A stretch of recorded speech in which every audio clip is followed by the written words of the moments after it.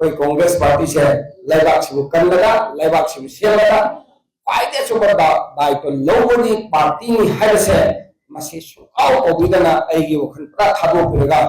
असेन दरकान होनमनि ममांगा सही तौरंबा जुचिना तौरंबा बि रोदो अदुगी double times तौसेना बि president हाइबि बिरो थाबो न पंथोचे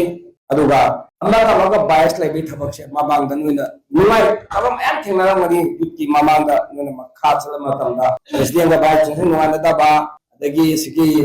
मरक नुवाइदबा मामदो हंदती नखोदा नुवाइतबा फंगिबदो अमुक नखोगी मतमदा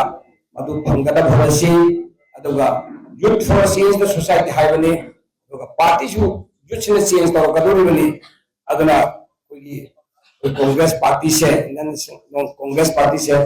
लेबाक सेमाइबनि लेबाक कंदाइबनि मनी कुसु कंदा सको यावनिबनिना अदगी इशूरिज्म बाने यूथ सिंगा अचुबो रोल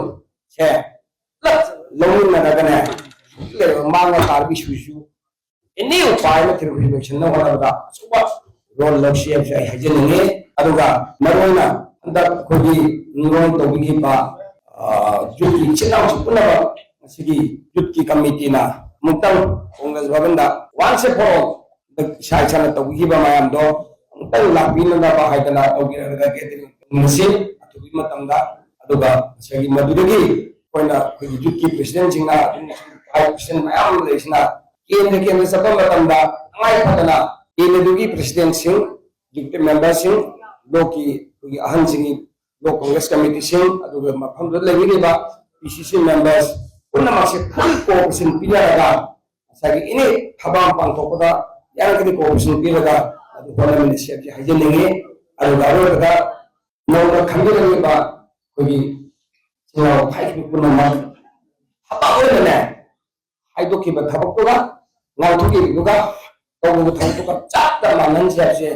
हाइजनिंगे अरुगा अमतोना कोई कांग्रेस पार्टी से लेबाक से कन्नगा लेबाक से सेलगा पाइदे सुपर दायित्व लौबनी पार्टी नि हाइसे मसी सुकाउ ओबिदना आइगी वखन पुरा थाबो पिरगा असेन दरकान होनमनि हाइजरगा इसरे तंजक